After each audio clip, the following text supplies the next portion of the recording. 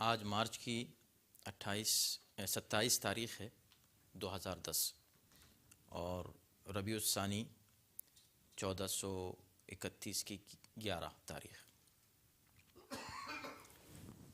آج ہم سورہ مبارک آل عمران کی آیت نمبر 49 سے 54 تک پڑھیں گے، 49 to 54۔ سورہ آل عمران 49 to 54۔ اعوذ باللہ السمیع العلیم من الشیطان الرجیم، بسم اللہ الرحمن الرحیم، الحمد للہ رب العالمین والصلاة والسلام علی سیدنا و نبینا و مولانا ابی القاسم محمد۔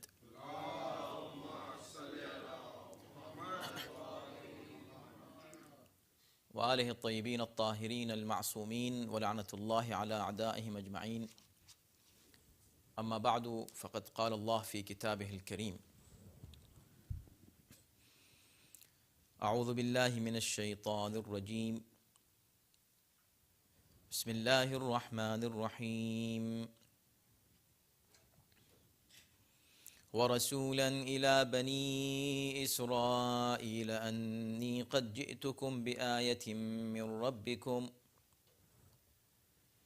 أَنِّي أَخْلُقُ لَكُم مِّنَ الطِّينِ كَهَيْئَةِ الطَّيْرِ فَأَنفُخُ فِيهِ فَيَكُونُ طَيْرًا بِإِذْنِ اللَّهِ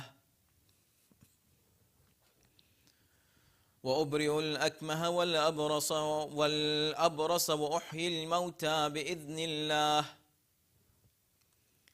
وَأُنَبِّئُكُم بِمَا تَأْكُلُونَ وَمَا تَدَّخِرُونَ فِي بُيُوتِكُمْ إِنَّ فِي ذَلِكَ لَآيَةً لَكُمْ إِن كُنتُم مُّؤْمِنِينَ۔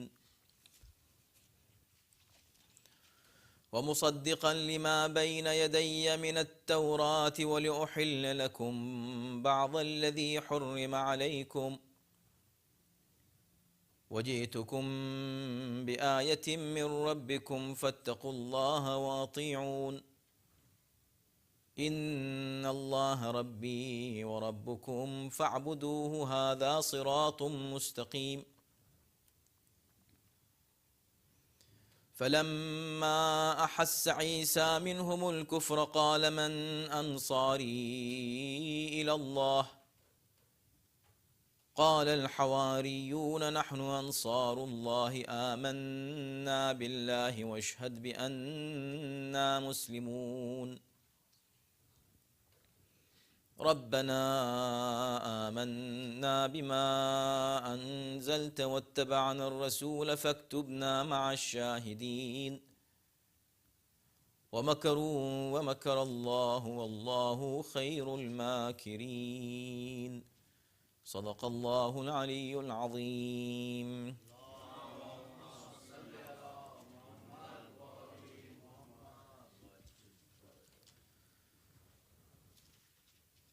اور وہ بنی اسرائیل کی طرف رسول بن کر آئے گا اور ان سے کہے گا کہ میں تمہارے لیے تمہارے پروردگار کی طرف سے نشانی لے کر آیا ہوں، میں تمہارے لیے مٹی سے پرندے جیسی صورت بناؤں گا، پھر اس میں پھونک ماروں گا اور وہ فوراً حکم الہی سے حقیقی پرندہ بن جائے گا، اور میں اس کے حکم سے پیدائشی اندھے اور کوڑی کو شفا دوں گا، اور اللہ ہی کے حکم سے مردوں کو زندہ کروں گا، اور جو کچھ تم کھاتے ہو اور گھر میں جمع کر کے رکھتے ہو سب کی تمہیں خبر دوں گا، ان سب میں تمہارے لیے نشانی ہے اگر تم ایمان رکھتے ہو،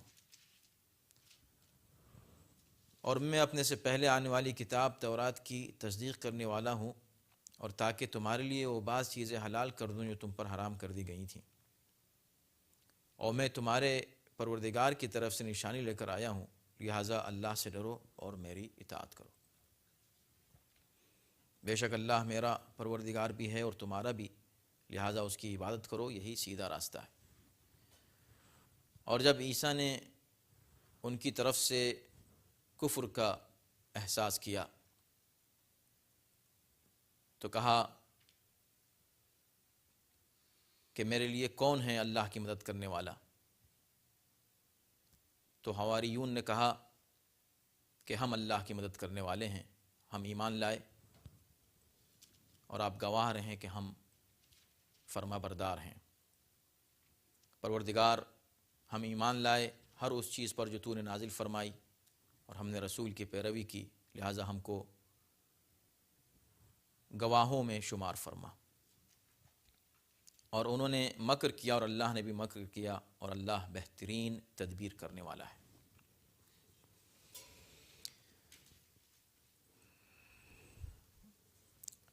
آپ حضرات کو معلوم ہے کہ اس سے پہلے کی تمام آیتیں حضرت عیسیٰ ہی کے تعلق سے ہیں، اور ان آیات میں حضرت عیسیٰ کے معجزانہ پیدائش کے بارے میں گفتگو ہو رہی ہے۔ اب جو یہ آیت ہے جہاں سے ہم نے گفتگو کا آغاز کیا ہے، وَرَسُولًا إِلَىٰ بَنِي اسرائیل، اور بنی اسرائیل کی طرف رسول بنا کر ہم نے بھیجا ہے اس نبی کو۔ تو اس سے پہلے کی آیت تھی، آپ کو معلوم ہے کہ وہ یکلم الناس فی المہد وکہلا ومن الصالحین، وہ تمام صفات بیان کرنے کے بعد کہ کس طرح پیدا ہوگا اور گہوارے میں گفتگو کرے گا، اور جناب مریم کا سوال کرنا کہ پروردگار وہ کیسے پیدا ہوگا، اور اللہ کا یہ جواب دینا کہ اللہ جب کسی چیز کے لیے کہتا ہے کہ ہو جا وہ ہو جاتی ہے۔ اور اس کے بعد پھر وہ صفات اللہ نے بیان کی ہیں کہ وہ بیٹا جو میں تم کو عطا کروں گا، گفتگو ابھی جناب مریم ہی سے ہے۔ اسے اللہ کتاب و حکمت کی تعلیم دے گا، اور تورات اور انجیل کی۔ یہاں تک ہم نے گفتگو کی تھی گزشتہ ہفتے۔ اب یہاں سے بات یہ ہو رہی ہے کہ وہ جسے اللہ تعلیم دے کر بھیجے گا، وہ رسول ہوگا بنی اسرائیل کے لیے، اور وہ یہ کہے گا کہ اے بنی اسرائیل، میں تمہارے پاس اللہ کی طرف سے نشانی لے کر آیا ہوں۔ تو سب سے پہلا سوال یہاں پیدا ہوتا ہے کہ وہ رسولاً الی بنی اسرائیل، حضرت عیسیٰ کیا صرف بنی اسرائیل کے رسول تھے؟ ایسا نہیں ہے۔ رسول وہ تمام انسانوں کے لیے تھے، اس لیے کہ حضرت عیسیٰ ان 5 بڑے رسولوں میں ہیں جنہیں اولو العزم پیغمبر کہا جاتا ہے، اور جن کی رسالت اور نبوت تمام کرۂ ارض کے لیے تھی۔ پھر یہاں یہ کیوں کہا جا رہا ہے کہ الی بنی اسرائیل، میں ان کو بنی اسرائیل کی طرف رسول بنا کر بھیجا گیا۔ یہ اسی طرح ہے جیسے پیغمبر اسلام کے لیے فرمایا کہ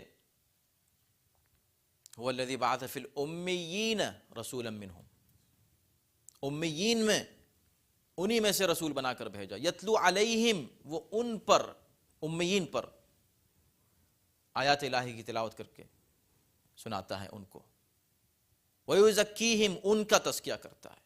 تو کیا صرف امیین کا تذکرہ کرتا ہے؟ جو تزکیہ کرتا ہے صرف امیین کو تعلیم کتاب و حکمت کرتا ہے؟ نہیں، خصوصی طور پر خطاب کسی بھی نبی کا جب نبی آتا ہے تو کسی ایک قوم میں آتا ہے، جس قوم میں آتا ہے تو اس کا پہلا خطاب، پہلا ایڈریس اس قوم سے ہوتا ہے، اس لیے یہ بات کہی گئی ہے۔ یا جناب موسیٰ کے لیے کہا تھا اِنَّا أَرْسَلْنَا إِلَيْكُمْ رَسُولًا شَاهِدًا عَلَيْكُمْ كَمَا أَرْسَلْنَا إِلَىٰ فِرْعَوْنَ رَسُولًا، اے لوگوں، ہم نے تمہارے لیے ایسا ہی نبی بھیجا جیسے ہم نے فرعون کی طرف نبی بنا کر بھیجا تھا۔ کیا صرف فرعون کے لیے نبی بنا کر بھیجے گئے تھے حضرت موسیٰ؟ ایسا نہیں۔ تو پہلی بات، یہ بات واضح ہو گئی کہ یہاں بنی اسرائیل کا تذکرہ صرف اس لیے ہے کہ وہ اس قوم میں آئے تھے، اور ان کا ایڈریس اور پہلا خطاب اس قوم سے تھا، اس قوم سے رہے تھے، لیکن مخاطب اصل میں اس دور کے تمام انسان تھے، اس لیے کہ ان کی رسالت تمام انسانوں کے لیے تھی، گلوبل پروفٹ ہوڈ۔ بِآیَةٍ مِّنکُم، بِآیَةٍ مِّن رَبِّکُم، میں اللہ کی طرف سے نشانی لے کر آیا ہوں۔ تو چونکہ کہا کہ رسول ہوں، تو رسالت کا دعویٰ بغیر دلیل کے نہیں ہوتا۔ اب دیکھیں دلچسپ بات کہ رسالت کا دعویٰ کیا کہ میں رسول ہوں، میں نبی ہوں، میں اللہ کی طرف سے آیا ہوں، تو اب جو نشانیاں ہونی چاہیے وہ بھی اللہ کی طرف سے ہونی چاہیے، اب جو معجزہ ہو وہ بھی اللہ ہی کی طرف سے ہو۔ بِآیَةٍ مِّن رَبِّکُم کیا مطلب؟ یہاں پر ایک بہت ہی باریک فرق گویا واضح کر رہے ہیں جناب عیسیٰ معجزے میں اور معجزے کے علاوہ ہر کسی ایسی شے میں جو بظاہر معجزہ نظر آتی ہے، مثلا جادو ہے یا اس طرح کے اور بہت سے علوم ہیں جن میں سائنس بھی آج کل شامل ہے، اور اس کا ذکر بھی بعد کی آیتوں میں انہوں نے کیا ہے۔ میڈیکل سائنس ہے، مطلب اس منزل پر پہنچ چکے آج کہ واقعاً بظاہر ایسا لگتا ہے کہ معجزہ ہے، لیکن وہ معجزہ نہیں ہے، اس لیے کہ معجزہ وہ نہیں ہے جو انسان رفتہ رفتہ سیکھ کر حاصل کرے اور اس کو ظاہر کرے، نہ معجزہ وہ ہے کہ کوئی دوسرا ایسا ہی کر سکے سیکھنے کے بعد۔ معجزہ وہ ہے کہ کوئی کر ہی نہ سکے اس کے علاوہ کہ جو دکھا رہا ہے معجزہ۔ کیوں؟ اس لیے کہ وہ صرف اللہ کی طرف سے ظاہر ہوتا ہے۔ بِآیَةٍ مِّن رَبِّکُم، چونکہ میں نبی بن کر رب کی طرف سے آیا ہوں تو معجزات بھی اسی کی طرف سے ہوں گے، یعنی کہ میں سیکھ لوں۔ کوئی ٹرکس ہوتی ہیں، آپ دیکھیں جادو، شعبدہ، وہ چیزیں ہوتی ہیں کہ جس میں انسان یا نظر بندی کہ لگتا ہے کہ یہ عجیب بات ہے، اگر وہ یہ کہے کہ میں رسول ہوں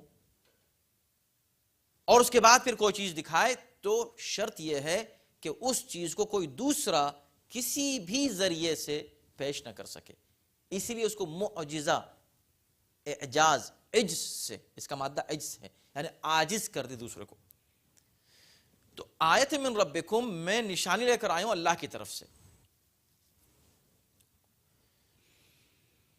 ہر نبی اور امام، چونکہ یہ دونوں من جانب اللہ ہوتے ہیں، اللہ کی طرف سے ہوتے ہیں، ان کو لوگ معین نہیں کرتے کہ چلو ہم سب مل کے کسی کو آج نبی بنا لیں، ہم کو یہ حق حاصل نہیں ہے کہ کسی کو رسول بنا لیں۔ رسول اور نبی اللہ بناتا ہے، اسی طرح امام اللہ کی طرف سے ہوتا ہے۔ آپ اپنے انتظامی امور کے لیے کسی کو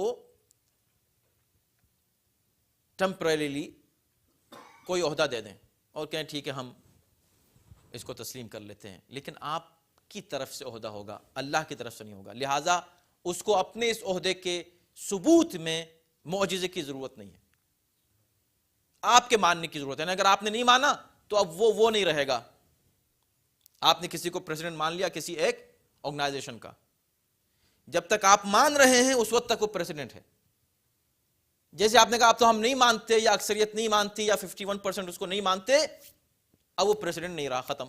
تو اس کا عہدہ آپ کے ماننے پر منحصر ہے۔ لیکن جو من جانب اللہ ہے اسے کوئی نہ مانے تب بھی اس کا عہدہ وہ رہتا ہے۔ حضرت ابراہیم کے لیے اللہ نے کیا کہا تھا؟ انی جاعلک للناس اماما، میں تم کو تمام انسانوں کا امام بنا رہا ہوں۔ اور جس وقت ان کو آگ میں ڈالا گیا ہے، ایک بھی ان کا ماننے والا بظاہر نہیں تھا، سب ان کے دشمن ہی دشمن تھے۔ تو پروردگار تو بنا رہا ہے انسانوں کے لیے، مان تو ایک بھی نہیں رہا ہے۔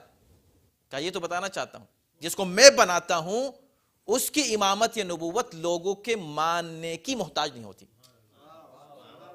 لوگ مانے یا نہ مانے وہ نبی ہوگا، لوگ مانے یا نہ مانے وہ امام ہوگا۔ کیوں؟ اس لیے کہ میری طرف سے ہے۔ جب میری طرف سے تو جس طرح میں خدا ہوں، لوگ مجھے مانے یا نہ مانے، میں خدا رہوں گا، خدائی میں کوئی کمی نہیں آئے گی۔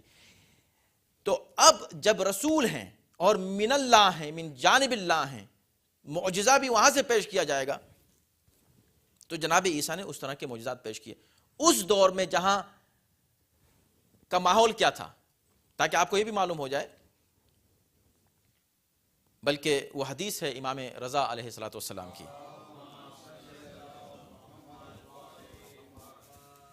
اور بہت دلچسپ بات ہے جو میرے مولا نے فرمائی ہے۔ فرماتے ہیں کہ ہر دور میں اللہ نے جب اپنے نمائندے کو بھیجا، معجزہ دے کر بھیجا۔ معجزہ اس لیے دیا کہ تاکہ اس کا عہدہ ثابت ہو جائے، مگر جس کو بھی معجزہ دے کر بھیجا، جس دور میں بھیجا، اس دور کے اور اس زمانے کے علوم اور فنون جو ترقی پر تھے، آخری پیک پر تھے اپنی، اس پر غالب آنے کے لیے اسی طرح کا معجزہ دے کر بھیجا۔ پھر اس کے بعد انہوں نے 3 مثالیں دی ہیں میرے مولانا نے، فرماتے ہیں کہ حضرت موسیٰ کے زمانے میں اس وقت دورہ تھا جادو کا، سحر کا، تو ان کو 2 چیزیں دیں، عصا اور ید بیضا، یعنی ہاتھ چمکتا تھا، ایسے کھولتے تھے تو ہتھیلی سے نور اور روشنی نکلتی تھی، اور عصا تھا وہ آپ کو معلوم ہے کہ اس کی کیا صفات تھیں اور کیسا وہ غالب آیا زمانے کے ٹاپ کے، اس وقت کے جو بہترین جادوگر تھے فرعون کے، ان پر غالب آ گیا۔ اسی کو معجزہ کہتے ہیں۔ حضرت عیسیٰ کے زمانے میں طب کا، میڈیکل سائنس کا دورہ تھا، اور بہترین طبیب بڑے سے بڑے مرض کا اس زمانے میں علاج کر دیا کرتے تھے۔ تو اللہ نے حضرت عیسیٰ کو وہ معجزہ دے کر بھیجا کہ جو کوئی طبیب جس پر قادر ہی نہ ہو وہ کام یہ کرے۔ اس لیے نہیں کہا انہوں نے کہ میں تم کو کوئی بخار ہو جاتا کسی کو تو میں اس کو ٹھیک کر دیتا ہوں، بخار تو کوئی بھی ٹھیک کر دے گا۔ یہ بھی نہیں کہا کہ میں اندھے کو ٹھیک کر دیتا ہوں، اس کو بھی توجہ کیجیے گا۔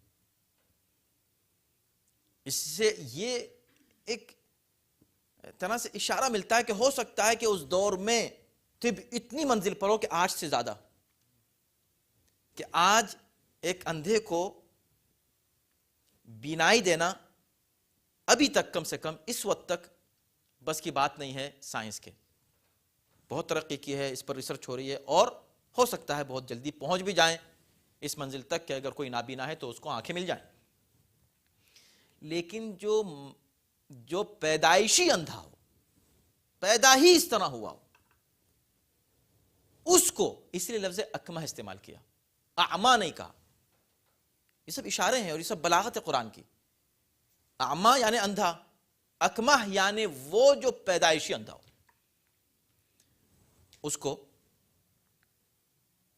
اس کو بینائی دینا۔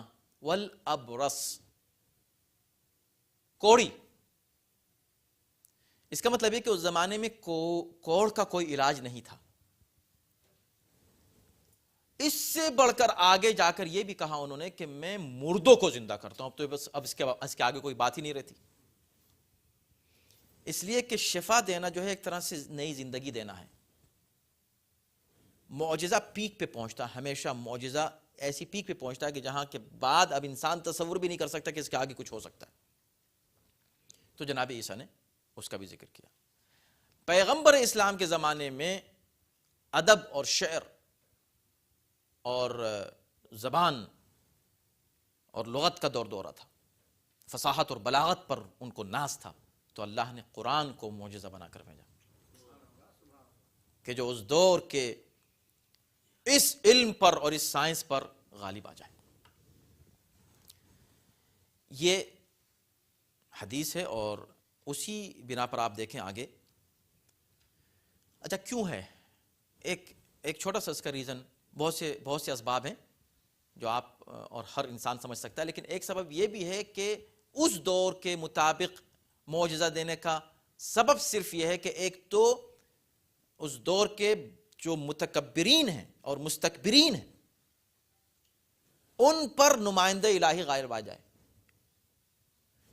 دوسری بات یہ ہے کہ جو مستکبرین نہیں ہیں اور صاحبان فن ہیں، ضروری نہیں کہ ہر سائنسداں جو ہے وہ مستکبر ہو سکتا ہے بڑا ہمبل ہو سائنسٹسٹ، لیکن اسی کے مطابق معجزہ اس لیے دیا جائے کہ تاکہ وہ پہچان سکے کہ معجزہ کیا ہے اور سائنس کیا ہے۔ یہی وجہ ہے کہ جناب موسیٰ کے اس معجزے کو دیکھ کر دوسرے لوگ تو صرف خاموش رہے، یہ سوچتے رہے کہ ہو سکتا ہے یہ اسی ٹائپ کا کوئی جادو ہو، مگر جو ٹاپ کے جادوگر تھے چونکہ وہ اس سائنس سے واقف تھے، انہوں نے فوراً کہا کہ نہیں یہ جادو نہیں ہے، وہ پہچان گئے. تو تاکہ صاحبان علم پہچان جائیں کہ کیا ہے. یہی وجہ ہے کہ قرآن کو بھی عام لوگ تو کہتے رہے کہ ہاں ٹھیک ہے جادو ہے، ہاں ٹھیک ہے یہ سحر ہے، مگر جو صاحبان علم تھے فصاحت و بلاغت کے جو معراج پر تھے، وہ تمام ادبا انہوں نے فوراً قرار کہ نہیں، ما ھذا کلام البشر. اس کا مطلب یہ ہوا کہ جب اللہ اپنے نمائندے کو بھیجتا ہے تو وقت کا معجزہ دے کر بھیجتا ہے. یہاں سے ایک بات تو ضرور ثابت ہوئی کہ جو لوگ کہتے ہیں کہ امام زمانہ اجل اللہ تعالی فرجہ الشریف جب تشریف لائیں گے تو وہ تلوار لے کر آئیں گے. اسٹار وار کا زمانہ ہوگا، تلوار لے کے چلے آ رہے ہیں، بم، ایٹم بم، ہائیڈروجن بم، یہ سارے اسلحے ہوں گے. اور وہ تلوار کیا کریں گے؟ اتنا سمجھ لو کہ تلوار اسلحہ ہے، اور اس دور میں اسلحہ اور سائنس اور ٹیکنالوجی اپنی پیک پر ہوگی. تو اگر تمہاری سمجھ میں عصائے موسیٰ آ جائے تو امام کی تلوار بھی اور ذوالفقار بھی تمہاری سمجھ میں آ جائے گی. اس دور کے تم تو شاید نہ کہو کہ کیا ہے تلوار، لیکن جو بڑے بڑے سائنٹسٹ ہوں گے اس تلوار کے کرشمے دیکھ کر مستکبرین بھی اور جو واقعی صاحبان علم سائنٹسٹ ہیں وہ بھی، دونوں یہ کہیں گے کہ نہیں یہ کسی انسان کا بنایا ہوا اسلحہ نہیں ہے. اور یہ تو تاریخ بھی کہتی ہے کہ وہ کسی انسان کا بنایا ہوا اسلحہ نہیں تھا، اس لیے کہ تلوار زمین کی تھی نہیں، آسمان سے آئی تھی. اب آئیے انی اخلق لکم من الطین کہیئۃ الطیر. حضرت عیسیٰ کیا کہیں گے؟ ان کی دلیل کیا ہوگی اپنی نبوت کی اور معجزہ کیا ہوگا کہ انی اخلق لکم من الطین، کہ میں مٹی سے، طین مٹی گیلی مٹی کو کہتے ہیں، مٹی سے میں تمہارے لیے کہیئۃ الطیر، پرندے جیسی ایک شکل بناؤں گا. کیا بلاغت قرآنی ہے. یہ نہیں کہا کہ میں پرندہ بناؤں گا، پرندے کی شکل بھی نہیں، کاف لگا دیا اس میں، کاف تشبیہ، کہیئۃ الطیر، پرندے کی شکل جیسی ایک چیز بناؤں گا. کیوں؟ یہ صرف توحید کو ذہنوں میں محفوظ رکھنا ہے، اس سے نہ ہٹ جانا. اس لیے کہ ایک بہت سخت لفظ استعمال کر دیا، اخلقو، میں تمہارے لیے خلق کروں گا، بناؤں گا نہیں، خلق کروں گا. اور خالق صرف اللہ ہے، لیکن لفظ خلق استعمال کیا. کیوں؟ وہی مسئلہ کہ تاکہ بات منزل اعجاز تک پہنچ جائے. اس لیے کہ یہاں تک تو کوئی مسئلہ ہی نہیں ہے. مٹی سے پرندے کون نہیں بنا سکتا دنیا میں؟ بچے بنا لیتے ہیں. مٹی سے پرندہ ہر انسان بنا سکتا ہے. فَأَنفُخُ فِيهِ، پھر میں اس میں پھونکوں گا. کیا پھونکوں گا یہ نہیں ہے، یہی اللہ نے بھی ارشاد فرمایا تھا. دیکھیں نا، یہاں تک کے الفاظ آپ دیکھیں اور اس کے بعد سورہ بقرہ کی آیات یاد کریں جو اس سے پہلے ہم لوگ پڑھ چکے. انی خالق بشرا من طین. حضرت آدم کا ذکر اس سے پہلے سورہ بقرہ میں آ چکا ہے، لیکن قرآن میں یہ آیت بھی ہے، انی خالق بشرا من طین، میں مٹی سے انسان بنانے والا ہوں. اب ان دونوں میں فرق دیکھیں. یہاں بھی خلق ہے، خالقن، میں خلق کرنے والا ہوں. یہاں بھی اخلقو، میں خلق کرتا ہوں تمہارے لیے یا خلق کروں گا تمہارے لیے. فرق یہ ہے کہ وہاں یہ نہیں کہا کہ میں مٹی سے بشر جیسی شکل بنانے والا ہوں. میں بشر بنانے والا، یعنی بس ایک بار جب مٹی سے بنا دوں گا تو براہ راست مٹی سے بس میں بشر بناؤں گا. تم کیا کرو گے؟ مٹی سے کہیئۃ الطیر. یہ فرق ہے. وہ اصل خالق ہے اور تم اس کی خالقیت کا مظہر ہو، یہ فرق ہے. کہیئۃ الطیر فانفخ، وہاں کیا کہا؟ میں مٹی سے بشر بنانے والا ہوں. فاذا نفخت فیہ من روحی، وہاں بھی نفخت ہے، یہی لفظ ہے. جب میں اس میں اپنی روح پھونک دوں، فقعوا لہ ساجدین، تو تم سب کے سب اے فرشتوں سجدہ کر لینا. یہاں کیا ہے؟ فانفخ فیہ، میں اس میں پھونکوں گا. یہ نہیں کہا کہ میں اپنی روح پھونکوں گا.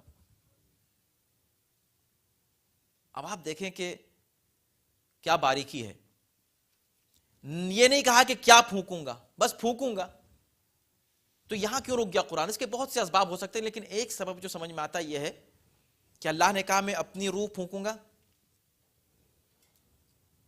اور جناب عیسیٰ خود روح اللہ کہلاتے ہیں. قرآن نے ان کو روح من اللہ کہا ہے، وروح من، اللہ کی روح، یعنی خود جو روح پھونکی ہے اللہ نے، وہ مجسم روح خود جناب عیسیٰ ہیں. تو یہاں یہ کہہ دینا کافی کہ میں پھونکوں گا، بس بات ٹھیک ہے. پھونکوں گا کیا پھونکوں گا؟ کون؟ روح ہے کہ جو پھونک رہی ہے کچھ. تو ہوگا کیا؟ ہوگا یہ کہ فوراً پرندہ بن جائے گا. فیکون طیرن، وہاں کیا ہے؟ بنائیں گے کیا؟ بنائیں گے کہیئت الطیر. جب روح پھونکیں گے تو کیا ہوگا؟ ہو جائے گا طیر، یعنی پرندہ بن جائے گا. مگر جو پرندہ بنے گا باذن اللہ، حکم الہی سے بنے گا، اللہ کی اجازت سے بنے گا، اذن خدا سے بنے گا. جب تک میں مٹی بناؤں گا وہ میں خود بنا سکتا ہوں،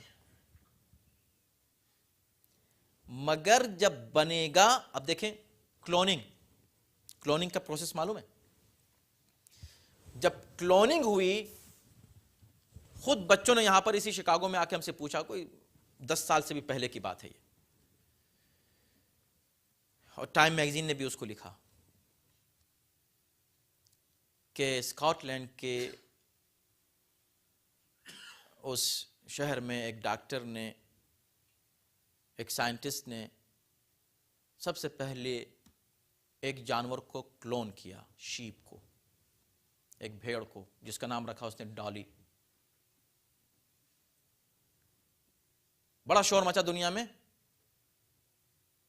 اور اس کو سب نے کہا دا کریٹر آف ڈالی، ڈالی کا خالق. اور بچوں نے بھی آ کے ہم سے کہا کہ یان ولمٹ جو ڈاکٹر ہے اسکاٹ لینڈ ریسرچ انسٹیٹیوٹ کا، he is a creator. So if Allah can create, then a human being also can create. So he is the creator of a sheep, of Dolly. اب آپ دیکھیں یہاں قرآن اس کا جواب بہت پہلے دے چکا ہے کہ کیا تم اس کو کریٹر کہہ سکتے ہو؟ ٹھیک ہے، تم وہ الفاظ اپنے طور پہ استعمال کر رہے ہو، لیکن کیا یہ حقیقی کریٹر ہے؟ تو حضرت عیسیٰ نے کیا کہا کہ میں تمہارے لیے خلق کروں گا، مگر روح جب آئے گی تو حقیقی معنی میں وہ طیر کب بنے گا؟ اذن الہی سے. کیوں؟ اس لیے کہ اصل روح وہ ڈالنے والا ہے. یہی وہ صرف اس لیے کہا کہ انفخ فیہ، میں نفخ کروں گا، میں صرف اس میں پھونکوں گا. اب وہ جو چیز بنے گی پھونکنے سے، وہ اللہ بنائے گا. تو کلوننگ کرنے والے اس خالق کو، جس کو خالق کہا گیا، اگر وہ حقیقی خالق ہے، تو میں نے اس بچے سے کہا جس نے آ کے مجھ سے پوچھا، اور بہت سے بچوں نے، اسٹوڈنٹس نے، کہ ٹھیک ہے ہم بھی اس کو خالق مان لیں گے، لیکن وہ سنگل سیل جس سے اس نے ایک شیپ کلون کی، جس دن وہ سنگل سیل کو آؤٹ آف نتھنگ، عدم سے اس سیل کو وجود میں لے آئے گا، تو ہم اس کو خالق مان لیں گے. اس نے تو ایک چیز سے ایک چیز بنائی ہے، چیز سے چیز بنانے والا خالق نہیں ہوتا. چیز سے چیز کیونکہ ایک چیز ہے، اسی کو ڈیولپ کیا تو ڈیولپر کہلا سکتا ہے، کریٹر نہیں. اصل کریٹر وہ ہے جس نے وہ سیل بنایا ہے، سنگل سیل، اور اس میں نیچر کا وہ سسٹم اور وہ پروسیس رکھا ہے کہ جس کو طے کر کے انسان اپنی عقل، وہ جو اللہ نے اس کو دی ہے، ریسرچ کر کے یہاں تک پہنچا کہ اس نے اس کو ڈیولپ کیا اور وہ ایک شیپ کی شکل میں آ گیا, آپ نے اس کو کلوننگ کہہ دیا. یہاں حضرت عیسیٰ یہ کہہ رہے ہیں کہ میں مٹی سے بناؤں گا, خلق کروں گا.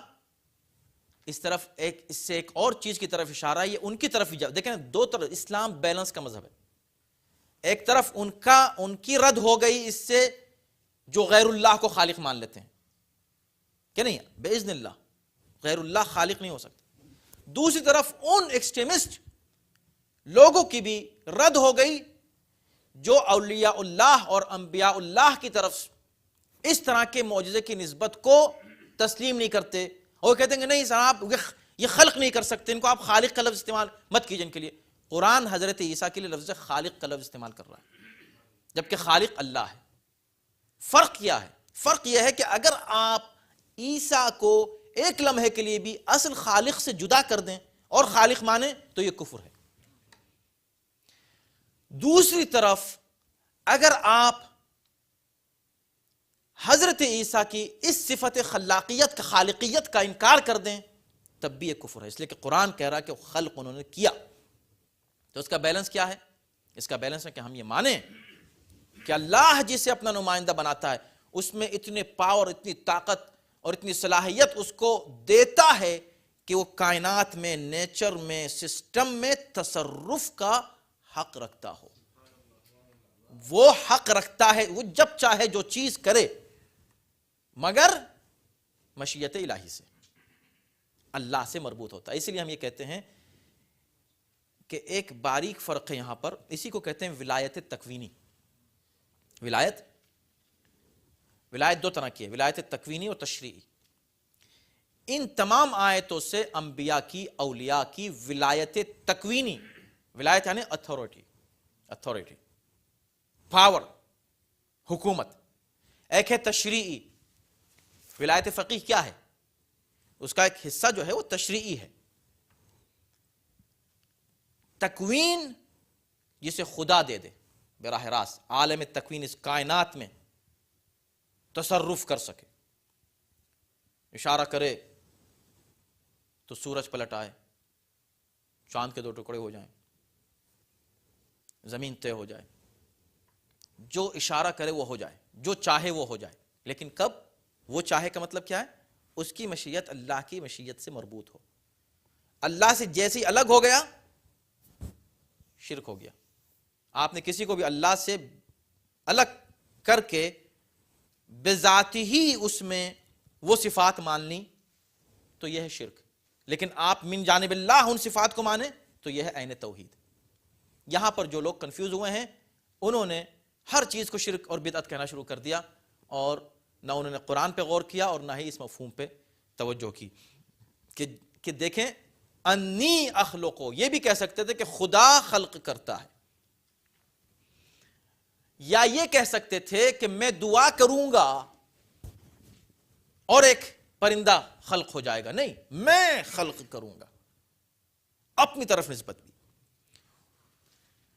وَأَبْرِهُ الْأَكْمَحَ وَالْأَبْرَصَ, اور میں اندھے کو اور کوڑی کو میں شفا دوں گا. شفا کون دیتا ہے؟ ہر شفا اللہ کی طرف سے. فَإِذَا مَرِضْتُ فَهُوَ يَشْفِينِ, جب میں مریض ہوتا ہوں, بیمار ہوتا ہوں تو صرف خدا مجھے شفا دیتا ہے. تو جناب عیسیٰ کو کہنا چاہیے تھا, دیکھیں الہی عہدے کو اور ولایت تکوینی کو سمجھنے کی کوشش کریں.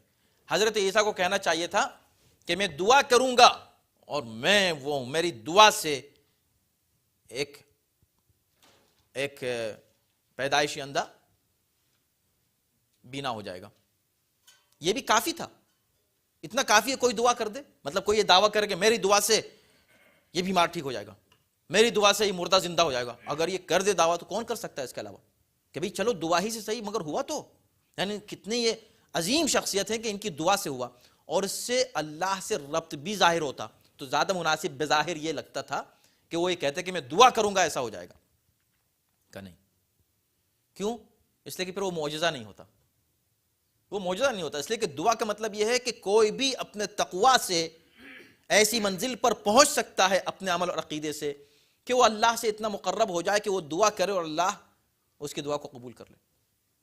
اس میں معجزہ کہاں ہے؟ معجزہ ہے کہ خود کر رہا ہے۔ اس سے ایک بہت بڑا مسئلہ بھی حل ہوا۔ دیکھیں نا، بہت سے مسائل ہیں، ہم چاہتے ہیں جلدی جلدی آگے بڑھیں، لیکن بہت سے مسائل جو علم کلام کے مسائل ہیں اور دوسرے علوم ہیں وہ اس میں مربوط رہتے ہیں، اور ہم چاہتے ہیں کہ ہر چیز کلیئر ہوتی چلی جائے۔ ایک بہت بڑی بحث یہ ہے معجزے کے سلسلے میں کہ کیا معجزہ فعل نبی ہے یا فعل خدا ہے؟ معجزہ اللہ کرتا ہے یا نبی کرتا ہے؟ تو جو انبیاء اور اولیاء کی عظمت کے منکر ہیں اس اعتبار سے اور ولایت تکوینی کا انکار کرتے ہیں، وہ کہتے ہیں نہیں، معجزہ صرف اللہ کا فعل ہے، بس اس میں نبی کا کوئی دخل عمل نہیں ہے، وہ جس سے چاہے۔ اور اس میں نعوذ باللہ اس منزل تک پہنچ جاتے ہیں کہ اہانت کی منزل تک آ جاتے ہیں انبیاء کے لیے۔ اور یہاں تک کہ ایک شخص نے، گستاخ نے، یہاں تک لکھا کہ جو کام نعوذ باللہ انبیاء سے لیا گیا، اللہ چاہے تو ایک مچھر سے لے سکتا ہے۔ اور پھر اس پہ بحثیں کرتے ہیں اس طرح کہ جو انتہائی اہانت آمیز ہیں انبیاء کے لیے۔ بھئی انبیاء کا انتخاب بحیثیت نبی، ان اللہ اصطفى آدم و نوحا، یہ خود استفاء ان کا، یہ ان کی عظمت کے لیے کافی ہے۔ مگر یہ استفاء صلاحیت اور اس کے اسباب بھی ہیں کہ کیوں ان کو منتخب کیا، اور بعد میں بھی اللہ کی طرف سے ان کو ثبوت کے طور پر کہ ہم نے ان کو منتخب کیا، دیکھو ان کی صلاحیت۔ بلعام باعور تھا، اس کی دعا مستجاب ہوتی تھی مگر نبی نہیں تھا۔ تو دعا تو کسی کی بھی مستجاب ہو سکتی ہے کہ اگر وہ تقوی کی منزل پر خلوص سے اللہ سے مانگے، اس کی دعا قبول ہو سکتی ہے۔ خود اس کا فعل ہو، وہ خود کرے، اس لیے یہ نہیں کہا کہ میں اللہ سے کہوں گا کہ وہ شفا دے دے گا، میں اللہ سے کہوں گا میں کروں گا، ابرہ الاکمہ، میں شفا دوں گا۔ اب سوچیں کہ جب شفا یہ دے رہے ہیں دینے والا، اور نبی کہہ رہا ہے کہ میں دوں گا، اور کمال کی بات یہ عجیب معجزہ ہے، دیکھیں آپ کمال قرآن کا، اس میں دیکھیں اسی بات 4 چیزیں بیان کی ہیں۔ میں خلق کروں گا مٹی سے، میں شفا دوں گا اندھے کو اور کوڑی کو، میں زندگی دوں گا مردے کو، اور میں تمہیں بتاؤں گا کہ تم کیا کھاتے ہو اور کیا تم ذخیرہ کرتے ہو گھر میں، تمہارے فریج میں کیا رکھا ہوا ہے وہ میں تم کو بتا دوں گا، تم ابھی کیا کھا کر آئے ہو میں تم کو بتا دوں گا۔ 4 چیزیں ہیں نا۔ 2 میں لفظ استعمال کیا بعد میں بِإِذْنِ اللہ کا، 2 میں بِإِذْنِ اللہ نہیں ہے، پہلے میں ہے بِإِذْنِ اللہ اور تیسرے میں ہے احیی الموتى بِإِذْنِ اللہ، یعنی جہاں زندگی دینے کی بات آ رہی ہے، براہ راست زندگی، حیات دینا، وہاں بِإِذْنِ اللہ کا لفظ استعمال کیا ہے۔ لیکن جہاں پر شفا دینے کی بات ہے اور علم غیب کی بات ہے، وہاں پر بِإِذْنِ اللہ کا لفظ استعمال نہیں کیا۔ کیوں؟ اس لیے کہ پہلے اور تیسری صفت میں جہاں زندگی دینے کی بات ہے، وہاں اس بات کا خطرہ ہے کہ اگر وہاں بِإِذْنِ اللہ نہ کہیں تو لوگ ان کو ابن اللہ مان لیں۔ جب اس کے بغیر بھی اللہ کا بیٹا مان لیا، جبکہ کہہ رہے ہیں بِإِذْنِ اللہ کر رہا ہوں، تو اگر یہ لفظ نہ کہتے تو کیا مانتے؟ خدا ہی مان لیتے۔ اس لیے بِإِذْنِ اللہ استعمال کیا۔ لیکن 4 میں استعمال کرنا چاہیے تھا بِإِذْنِ اللہ کا نہیں۔ اگر ہم 4 میں استعمال کریں گے تو پھر ہم ایک دیکھیں نا، بیلنس رکھنا چاہتا ہے نا اسلام، نہ اس ایکسٹریم پر جاؤ نہ ادھر جاؤ، نہ اللہ کا انکار کرو نہ نبوت کا انکار کرو۔ اگر 4 میں کر دیتے تو لوگ نبوت کا انکار کر دیتے، کہتے یہ نبی کیا خصوصیت ان میں، ہر چیز اللہ کے اذن سے ہو رہی ہے تو یہ کوئی بھی کر سکتا ہے۔ وہی بات جو انہوں نے کہی کہ خدا یہ کام مچھر سے لے سکتا ہے۔ اللہ نے کہا تم خود مچھر سے کم عقل رکھتے ہو، اور اس سے کم تمہیں علم اور تہذیب اور عقل ہے تمہارے پاس۔ کیوں؟ اس لیے کہ حضرت عیسیٰ نہیں کہہ رہے ہیں کہ میں شفا دوں گا خدا کے اذن سے، میں دوں گا شفا۔ اب یہاں اذن خدا نے استعمال کیا، یعنی خود اتنی صلاحیت موجود ہے ایک نبی میں کہ وہ ایک مادرزاد اندھے کو زندہ جو ہے وہ آنکھیں دے دے۔ وَأُنَبِّئُكُمْ بِمَا تَدَّخِرُونَ فِي بُيُوتِكُمْ، تمہارے گھروں میں جو کچھ ہے رکھا ہوا، کون سی چیز کہاں رکھی ہوئی ہے وہ میں بتا دوں گا۔ کوئی بتا سکتا ہے؟ یہ صرف صاحب علم غیب بتا سکتا ہے، جس کو علم غیب وہ بتا سکتا ہے۔ اب یہاں اذن اللہ بھی نہیں ہے، خود علم اللہ نے اتنا عطا کیا کہ وہ علم غیب ہے نبی کے پاس، البتہ اتنا ہے جتنا خدا نے دیا، یہ طے شدہ بات ہے، اتنا ہی علم ہے جتنا خدا نے دیا علم غیب، مگر ہے نبی کے پاس علم غیب، شفا بھی ہے، اور جب شفا دینے کی صلاحیت ہے اور خود اس کو وہ صلاحیت موجود ہے اس کے پاس، یہ بھی توجہ کیجئے، تو پھر کیا حرج ہے کہ کوئی شخص اس کے پاس جا کر کہے کہ جو چیز تمہارے پاس ہے پلیز ہم کو دے دو۔ اگر آپ کو کوئی شخص لا کر کوئی امانت دے دے اور کہے لو یہ امانت ہے، پھر کوئی شخص آ کر آپ سے مانگے تو آپ کیا کہیں گے کہ رک جاؤ دے تو سکتا ہوں مگر اس سے پوچھ لوں۔ لیکن اگر آپ کو کوئی گفٹ دے دے اور کوئی آپ سے آ کے گفٹ مانگے آپ کو دیا گیا تو آپ نہیں کہیں گے جس نے مجھ کو گفٹ دیا ہے پہلے میں اس سے پوچھ لوں۔ یہاں پر ان دو چیزوں کا یہی فرق ہے، ان دونوں چیزوں کا یہی فرق ہے۔ یہ جو دو چیزیں جس میں اذن اللہ ہے اس میں اللہ نے صلاحیت دی ہے زندگی دینے کی، مگر کہہ دیا کہ ہم سے پوچھ لینا زندگی دینے سے پہلے۔ مگر جو دو چیزیں ہیں علم غیب اور شفا دینا، اس میں نہیں کہا کہ ہر بار آ کے ہم سے پوچھنا یا ہم سے دعا کرنا، تم کو ہم نے یہ صلاحیت دے دی کہ کوئی بھی بیمار تمہارے پاس آ جائے، کوئی بھی پریشانی لے کر آ جائے، تم اس پریشانی کو دور کر سکتے ہو، اسی کو مشکل کشا کہتے ہیں۔ یہی ہے، اس میں شرک کہاں ہے؟ عین توحید یہ ہے کہ آپ کسی نبی کو یا کسی ولی اللہ کو، امام کو، جس کو اللہ نے صلاحیت دی اس کے پاس چلے جاؤ، کہیں کہ جو تم کو اللہ نے دیا ہے اس میں سے ہم کو دے دو، وہ تم کو دے دے گا۔ اس میں کہاں شرک ہے؟ ہاں یہ کہو کہ تم کو اللہ نے نہیں دیا ہم تم سے مانگنے آئے، یہ شرک ہے۔ نہیں، تم کو اللہ نے دیا، تم اللہ کے ولی ہو، اللہ کے ولی ہو، ہمیں عطا کر دو، وہ تم کو دے دے اپنی طرف سے، یہ عین توحید ہے، اس میں شرک نہیں ہے۔ وقت تمام ہو چکا ہے، اور پھر وہی ہوتا ہے ہمیشہ کی طرح، ارادہ ہم کرتے ہیں کئی آیتیں پڑھنے کا اور رہ جاتی ہیں آیتیں، کوئی مسئلہ نہیں، انشاءاللہ آئندہ آپ حضرات اس کے بعد کی آیتیں بھی سماعت فرما لیں گے۔ صلوات بر محمد و آلہ محمد۔